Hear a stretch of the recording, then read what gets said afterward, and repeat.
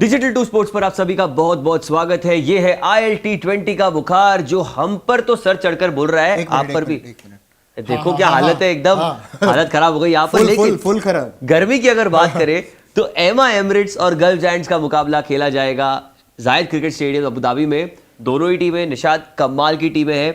एमा एमिरेट्स का सफर बहुत कमाल का रहा है। दोनों टीमों का हेड टू हेड देखकर शुरुआत करते हैं। आप बताइए निशाद, क्या लगता है आपको हेड टू हेड देखकर, व्हाट डू यू थिंक, कौन सी टीम का पगड़ा भारी है? देखिए दोनों टीम तो कमाल है, मगर इस प्रतियोगिता में अब तक सिर्फ एक ही टीम धमाल कर रही है। वो जिसके चेहरे पर स्मर्क दिख रहा है आपको थोड़ा सा, वो जो लेफ्ट में नीले कपड़े, वो खिलाड़ी। एग्जैक्टली। तो 5 मुकाबले खेले अभी तक इस प्रतियोगिता की हिस्ट्री में, जो एमा एमिरेट्स 2 जीते और गल्फ जायंट्स ने कुल मिलाकर 3 जीते। तो देखना है कि अभी जबकि ये प्रतियोगिता एकदम ऐसे निर्णायक घड़ी तक पहुंच रही है कि कौन अभी अपने क्रिकेट को उभर कर ऊपर लेकर जाएगा, जिससे एक बेहतर एक प्रदर्शन करके आप अगले राउंड में जा पाए। नहीं, एब्सोल्युटली आपके Gulf Giants are still in it, they are still in it. एक बार जरा एमआई की स्क्वाड देखते हैं, निकोलस पूरन कप्तान है और वो स्मर्क देखिए, दिखाती है कि we know what we are doing, हमें पता है हम क्या कर रहे हैं, क्या स्क्वाड है इनकी, क्या लाइनअप है इनकी। इनके पास कहते हैं ना कि सारे तरह के खिलाड़ी। हमने डेजर्ट वाइपर्स की भी बात की थी, हम अब बात करते आ रहे हैं कि उनके पास कैसे हर प्लेयर का ऑलमोस्ट एक रिप्लेसमेंट, परफेक्ट रिप्लेसमेंट है। इनके पास भी मोर और लेस एक रिप्लेसमेंट है। सिर्फ जो यूएई के जो लोकल प्लेयर्स हैं उनका रोल बहुत इंपॉर्टेंट हो जाता है। एब्सोल्युटली। तो जिस प्रकार से इन्होंने टीम बनाई है, they have got all the bases covered.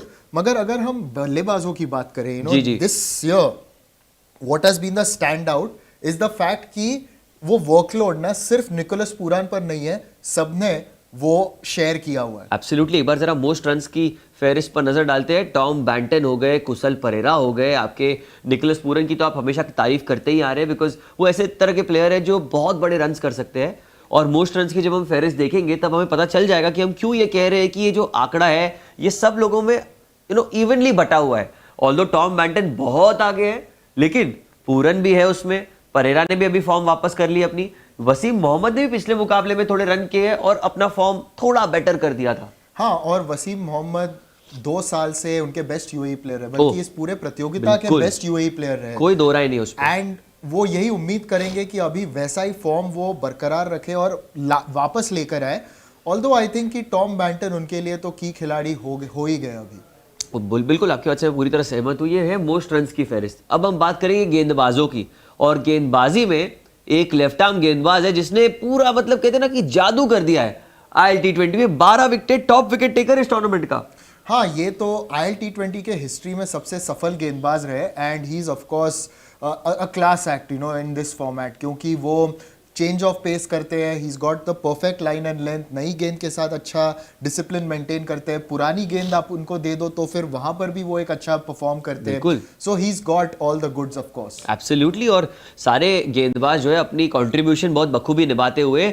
और अब हम बात करेंगे उस टीम की जो वैसे तो अच्छा प्रदर्शन करती आ रही थी 2 सालों में, लेकिन ये साल कुछ डामाडोल सी स्थिति नजर आ रही है। गल्फ जायंट्स की स्क्वाड पर एक बार हम नजर डालते हैं। कप्तान जेम्स विंस बहुत ज्यादा कंसिस्टेंट रहे through out the course of ILT20, the history of ILT20, लेकिन ये साल पूरी टीम जो है वो किसी तरह से मिल नहीं पाई है।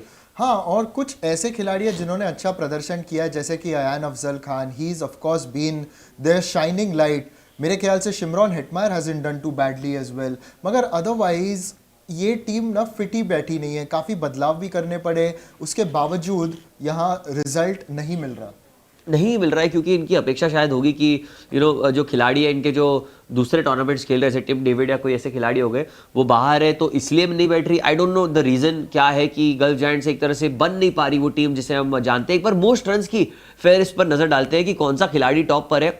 सरप्राइजिंगली जॉर्डन कॉक्स ने इस साल बहुत ही अच्छा परफॉर्म किया, एक्सीडिंग द एक्सपेक्टेशंस जो हमने सोची थी, क्योंकि जेम्स विंस आपको पता है करेंगे, शिमरॉन हेटमायर पता है करेंगे, कॉक्स ने इस साल बाहर संभाले और अच्छी बल्लेबाजी की है। खास करके क्योंकि पिछले मुकाबले में उन्होंने कुछ 70 रन बनाए, सो majority of the run scoring in that one innings. और जॉर्डन कॉक्स पिछले साल इंग्लैंड के टीम में भी सिलेक्ट हुए थे, तो he is been seen as one of the young players to watch out for. मैं खास करके देखना चाहूंगा जेरार्ड इरास्मस को। I think he is look the best out of the lot, क्योंकि जिस प्रकार की उनकी बैटिंग करने की एक स्टाइल है वो देखकर मुझे बड़ा अच्छा लगा। और जब वो मिडिल ऑर्डर में आते हैं, ही इज वेरी डिपेंडेबल। बिल्कुल। और अब डिपेंडेबल की बात करें तो आपके गेंदबाज भी उसमें कुछ कम नहीं होते। और अयान अफजल खान ये खिलाड़ी के आपने पहले नाम लिया था जब हमने स्क्वाड की बात की, कंसिस्टेंट रहे हैं, 8 विकेटें। एक यूएई का लोकल प्लेयर जब अंतरराष्ट्रीय प्लेयर्स के साथ कंधा से कंधा मिलाता है और ऐसी प्रदर्शन करके दिखाता है, तो इससे क्या एक मैसेज जाता है बाकी क्रिकेटरों को? देखिए, एक बड़ा मैसेज जाता है। You know what it is? क्या है? We are good enough, we can perform at this level and against the best players we can impress. Absolutely, Ayaan Afzal Khan की उम्र भी इतनी नहीं है, वो कुछ 20-21 साल के हैं, जबकि ऐसे खिलाड़ी परफॉर्म करते हैं in front of the big names of international cricket. और पिछले 2 सालों में हमने देखा था कि कैसे यूएई के खिलाड़ियों के बारे में कहा जाता था कि they are just filling up the numbers, it's very different this year. बिल्कुल। And leading the way is Ayan Afzal Khan. मैं पूरी तरह सहमत हूं आपकी बात से, क्योंकि अयान अफजल खान ने करके दिखाया है कि एज डजंट मैटर, आप कौन से कंट्री से डजंट मैटर, लेकिन आपकी कंसिस्टेंसी और हार्डवर्क सर्टेनली मैटर्स।